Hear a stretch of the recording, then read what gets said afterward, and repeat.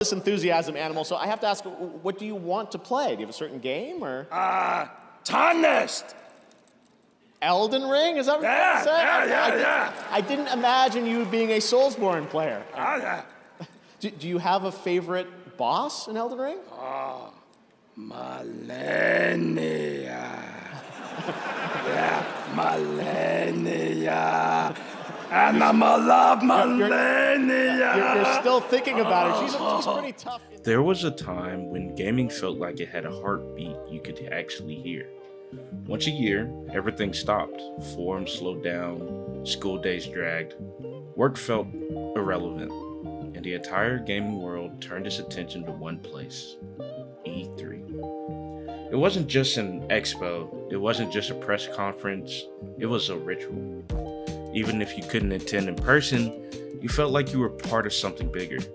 You wake up early, open Twitch or YouTube, and watch blurry streams with lagging audio while people spam the chat with "Let's go" or "This is mid" at the exact same time. Every trailer felt like a possible world changer. Every reveal felt historic, even when it wasn't. And yeah, looking back, a lot of that was smoke and mirrors. Vertical slices, fake gameplay, CGI trailers pretending to be something they weren't. But in the moment, none of that mattered. Because E3 wasn't just about games, it was about shared excitement. Everyone watched the same things at the same time, reacting together. There was a sense that gaming, this weird niche hobby that used to live in basements and arcades, had finally earned its own Super Bowl moment. Fast forward to now, and that feeling feels gone. Not completely, but not all the way. E3 is dead. The Game Awards feel bloated. Summer Game Fest feels endless. Nintendo Directs are predictable. PlayStation showcases get torn apart 5 minutes after they end. And every single event, no matter how good or bad, seems to end with the same sentiment online. That was disappointing. Which raises a bigger question. Not just about events, but about us. Did gaming events actually get worse? Or did the way we experience them fundamentally change? But here's the thing. Games didn't stop being exciting. Big reveals still happen. Incredible projects still get announced. Studios still pour their hearts into trailers meant to spark imagination. But the way we consume these moments, the expectations we bring into them, has shifted so dramatically that it's almost impossible for any event to live up to the hype we remember. To understand why modern gaming events feel the way they do, we need to go back to where it all started. Not just to E3 as an event, but to E3 as a cultural moment, and how it slowly collapsed under its own success.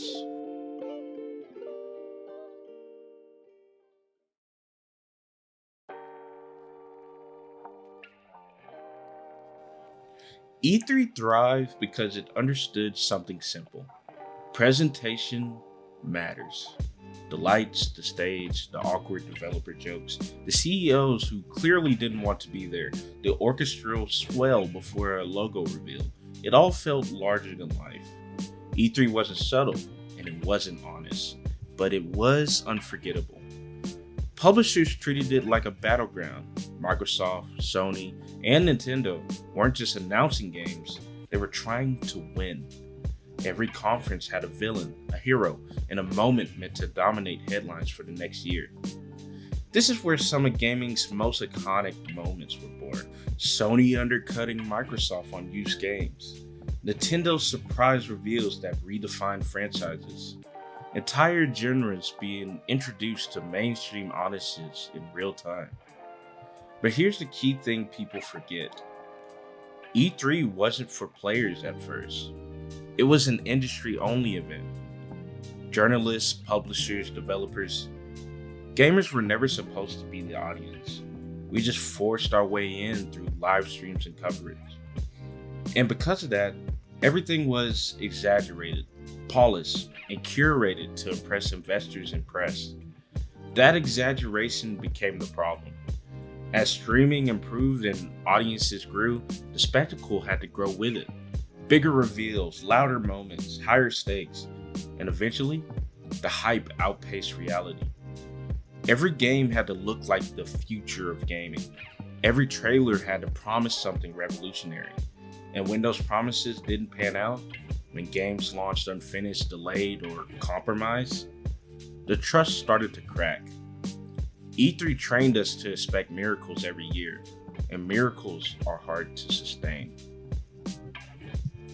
By the late 2010s, E3 was already on borrowed time. Leaks killed surprises, social media killed pacing, live streams killed exclusivity, and the cost of attending became harder to justify for studios that could reach millions with a single tweet. Publishers realized something dangerous. They didn't need E3 anymore. Why share the spotlight when you can own the stage? Nintendo proved this with Directs. Sony followed suit. Microsoft adapted. Slowly, E3 went from being the event to just another stop on the marketing tour, and eventually, one that wasn't worth the effort. But when E3 collapsed, it left behind more than an empty convention center. It left behind a void, a gap where a shared cultural moment used to exist, and that gap is where modern gaming events struggle the most. When E3 started losing its grip on the industry, it wasn't because games stopped being exciting. It was because publishers realized they no longer needed to compete for attention in the same room. Why fight for headlines during one chaotic week when you could command them anytime you want? Nintendo was the first to truly crack the code. Nintendo Directs weren't flashy in the traditional E3 sense. No roaring crowds, no awkward live demos, no executives trying to convince you they were just like the gamers. Instead, they were controlled, efficient, and strangely comforting. A calm voice, clean traditions, game after game, no fluff. And it worked. Directs felt honest, or at least more honest than E3 ever did. You weren't being sold a fantasy of what a game might be one day. You were being shown what was coming, usually with release windows that actually meant something. Nintendo reset expectations by lowering the volume and increasing consistency. Sony and Microsoft took notes. PlayStation began pulling away from E3 entirely, opting for state-of-play showcases that focus on cinematic trailers and curated pacing. Microsoft leaned harder into digital events, Game Pass messaging, and long-term roadmaps. The idea of winning E3 slowly died, replaced by something quieter but more sustainable: owning your own narrative. But there was a trade-off. When everyone has their own stage, the audience stopped gathering in one place. Instead of one massive moment, we now have dozens of smaller ones. Announcements spread across the year, hype stretched thin, conversations fractured across platforms and time zones. That shared, everyone is watching this right now feeling became rare, almost impossible. And while this new model is healthier for developers and publishers, it fundamentally changed how events feel to fans. Because hype doesn't drive in isolation, it drives forward in crowds.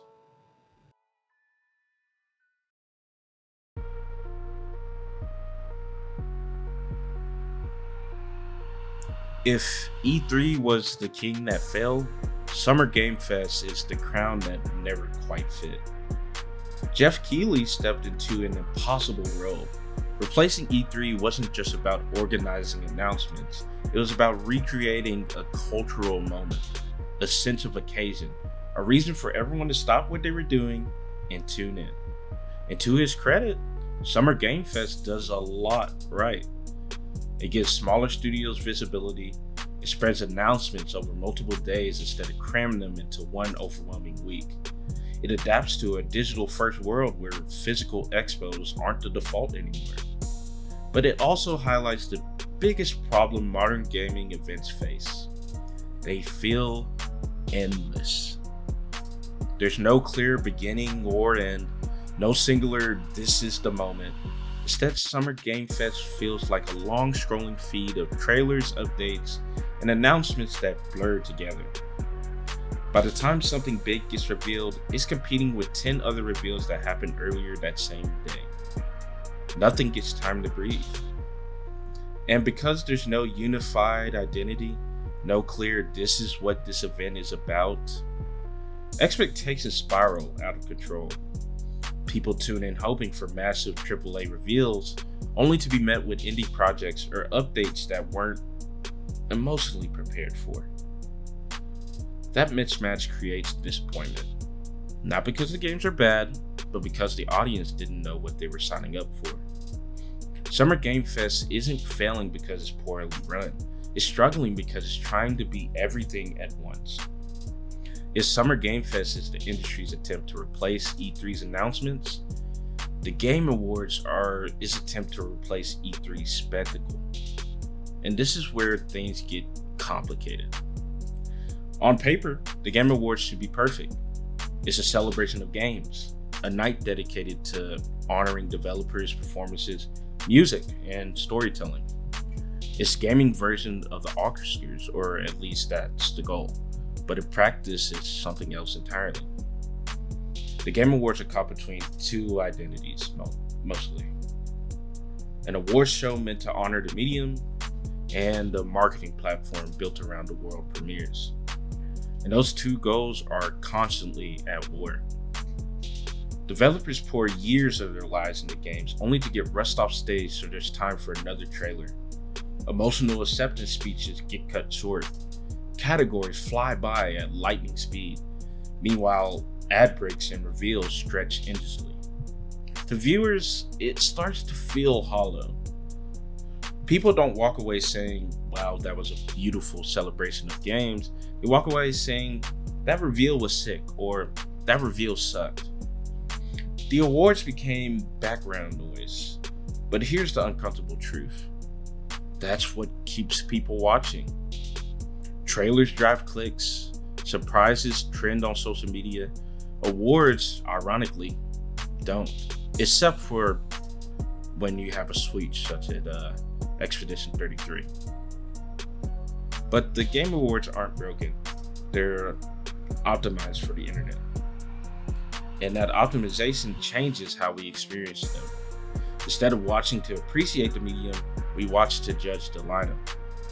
We keep score, we compare it to last year, we rank reveals like tier lists before the show even ends. Every event becomes a test, it can only fail.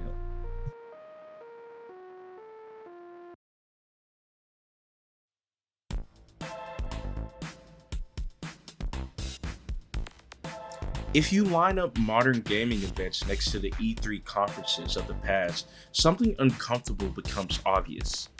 A lot of those old events weren't actually that good.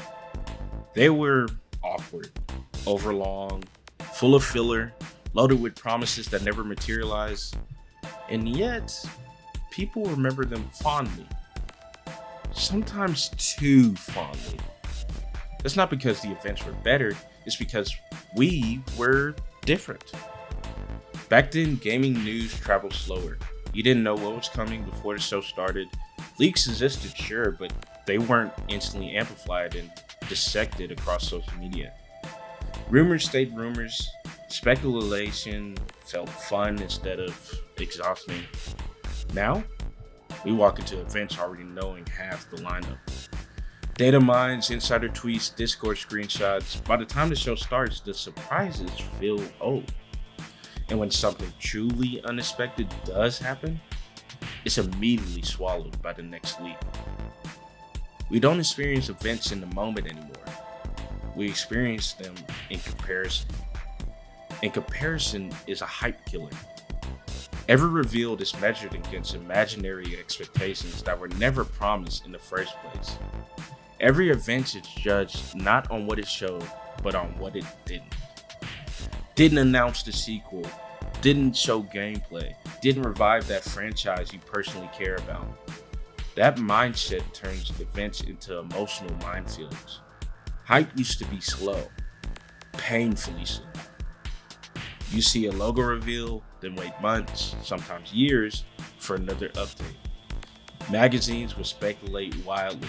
Forums would overanalyze a single screenshot. Anticipation was a long-term relationship. Now hype is instant, explosive, and disposable. A trailer drops, trends for 2 hours, gets nitpicked into oblivion, and then disappears beneath the next announcement. If a game isn't immediately mind-blowing, it's written off as mid. If it doesn't redefine the industry, it's a disappointment. We've trained ourselves to expect emotional payoffs immediately. That's not how creativity works. Games take time. Ideas need space. But modern events are built around speed. Fast cuts, rapid reveals, constant stimulation. There's no room to sit with a concept and let it sink in. When everything moves that fast, nothing feels special.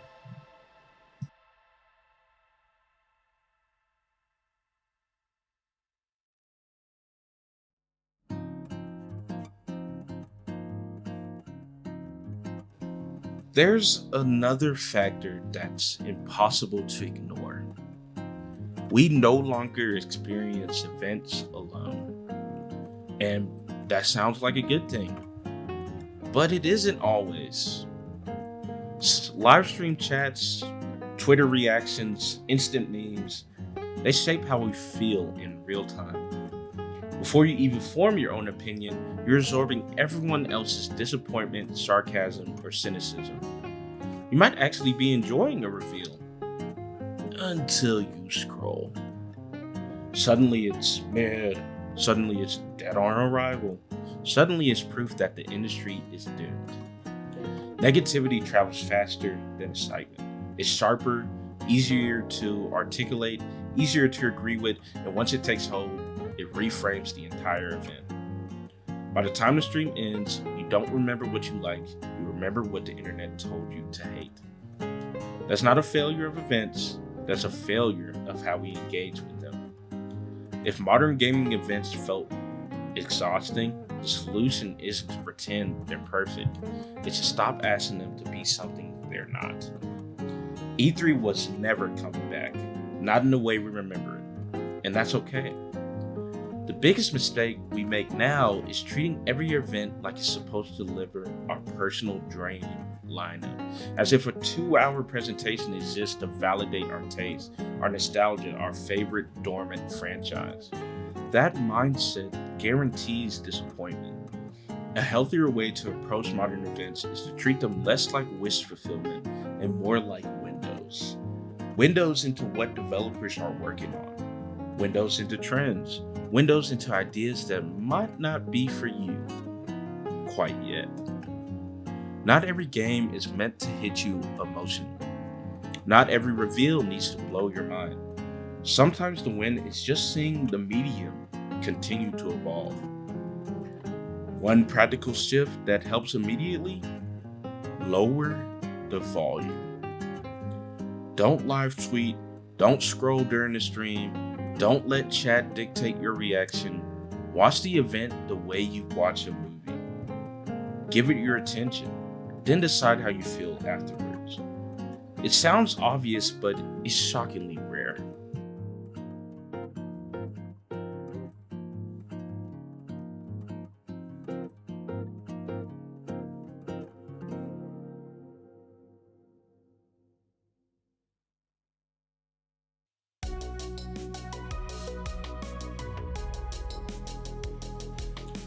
A lot of disappointment comes from trying to recreate how E3 felt when we were younger.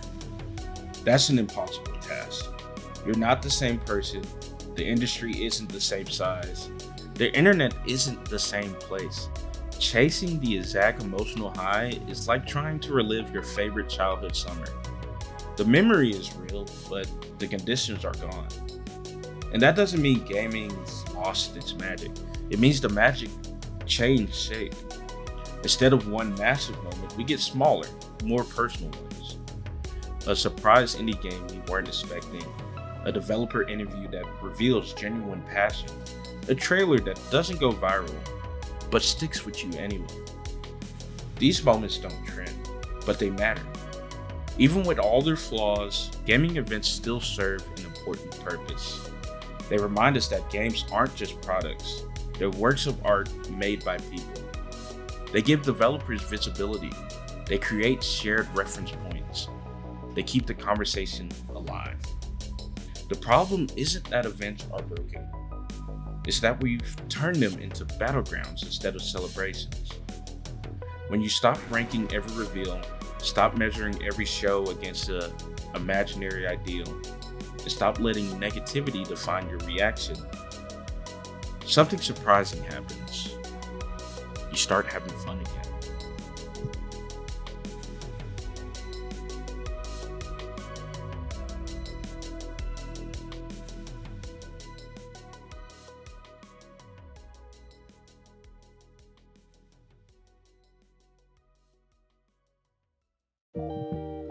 So yeah, in conclusion, gaming events didn't lose their soul. They outgrew their old format. E3 was lightning in a bottle, a perfect storm of timing, technology, and culture that can't be replicated, and that's okay. Because gaming itself didn't stop being exciting, it just stopped needing one stage to prove it. If you let go of the past just enough to meet the present where it is, you'll start noticing something important. The magic is still there, it's just quieter, and it's waiting for you to actually listen. But anyway, thank you for watching my video. If you haven't already, please subscribe and like the video, and I'll be back with more soon. Also, if you haven't yet, I would recommend you go subscribe to the Patreon. They get earlier videos, they get to give in on some of the scripts I write for the videos, and it's much appreciated. You also get your name at the end of the video, right here, where I'm talking, saying nothing, telling you, filling up my feed. But anyways, you guys have a great day. Goodbye.